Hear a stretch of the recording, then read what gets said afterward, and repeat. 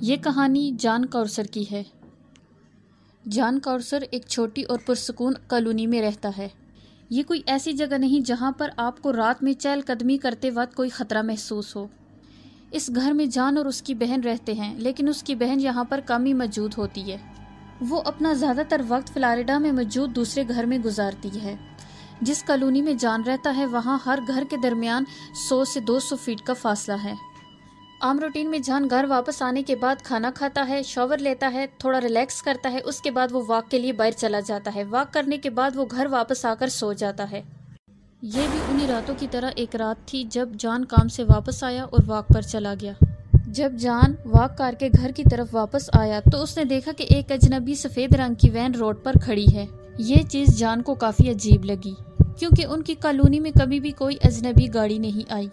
جان جب اپنے گھر کے دروازے کی طرف بڑھا تو اس نے دیکھا کہ گاڑی میں کوئی بیٹھا ہوا ہے، لیکن اندھیرا ہونے کی وجہ سے وہ ٹھیک سے دیکھ نہیں پایا کہ وہ کون ہے اور کیا کر رہے ہیں۔ اسی رات جان کو 2-3 گھنٹے بعد باہر سے عجیب آوازیں آنا شروع ہو گئی، جیسے کہ کوئی کسی چیز کو کاٹ رہا ہو۔ جان اپنی کھڑکی سے باہر جھانکا اور کہا، ہیلو، کوئی ہے؟ اسی وقت اچانک سے آوازیں آنا بند ہو گئی۔ جان کو کچھ سمجھ نہیں آیا کہ وہ کیا تھا۔ جان کو لگا کہ شاید اس کا کوئی پڑوسی یارڈ میں بیٹھ کے کچھ کاٹ رہا ہو۔ جان اپنے کمرے میں واپس چلا گیا اور رات گزر گئی۔ اگلا دن جمعے کا تھا اور اس ہفتے کام کا آخری دن تھا۔ کام ختم کرنے کے بعد جان عام روٹین کی طرح اس رات واک پر جلدی چلا گیا کیونکہ اس نے اپنے دوستوں کے ساتھ کچھ پلان کیا ہوا تھا۔ جان جب واک سے واپس آ رہا تھا تو اس نے سوچا کہ شاید وہ وین وہاں پر پھر سے کھڑی ہو، لیکن اب کے بار وہ نہیں تھی۔ اس کے بعد جان اپنے دوستوں کے ساتھ کامیڈی کلب چلا گیا اور رات کو کافی دیر سے گھر واپس آیا۔ رات لمبی تھی اور جان بھی کافی تھک چکا تھا۔ جان نے جلدی سے سونے کی تیاری کی، لائٹ آف کی اور سو گیا۔ کچھ ہی دیر بعد جان کو پھر سے عجیب سی آوازیں آنا شروع ہو گئی۔ اب کے بعد جان کو کسی بھاری چیز گرنے اور سرسراہٹ کی آوازیں آ رہی تھی جو کہ دیوار کے اندر سے آ رہی تھی۔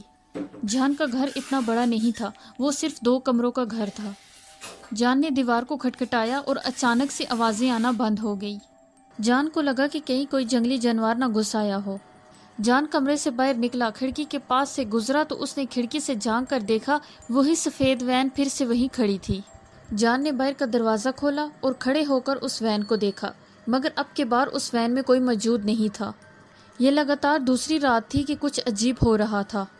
جان وہیں سے ننگے پاؤں گھر کی سائڈ کی طرف چلا گیا، یہ دیکھنے کے لیے کہ کہیں دیوار کی سوراخ سے کوئی جنگلی جانور نہ اندر چلا گیا ہو۔ جان نے وہاں پہنچ کر دیکھا تو کرال سپیس کا دروازہ کھلا ہوا تھا اور لاک بھی ٹوٹا ہوا تھا۔ جان یہ دیکھ کر کافی حیران تھا کیونکہ اس نے کئی ہفتوں تک اس طرف دھیان ہی نہیں دیا تھا۔ جان نے کرال سپیس کے دروازے کو مزید کھول کر اندر جھانکنے کی کوشش کی، مگر اندھیرا ہونے کی وجہ سے وہ کچھ دیکھ نہیں پایا۔ جان کو زمین پر پتھر گرنے کی ہلکی سی آواز آنے لگی۔ پہلے تو اس کو لگا کہ شاید یہ کوئی جانور ہو۔ اچانک سے آوازیں تیز ہوئی اور کرال سپیس سے ایک شخص جان کی طرف جلدی سے بڑھنے لگا۔ جان نے جلدی سے کرال سپیس کا دروازہ بند کیا اور اپنے گھر کی طرف بھاگا اور پولیس کو کال کی۔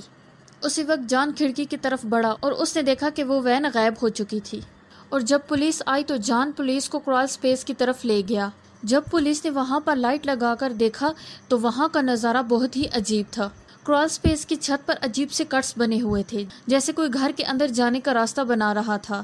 جان پولیس کو اتنا ہی بتا پایا کہ اس وین کا رنگ سفید تھا۔ اس کے بعد نہ تو کبھی وہ وین دیکھی گئی اور نہ ہی جان نے اس کے بارے میں کبھی سوچا۔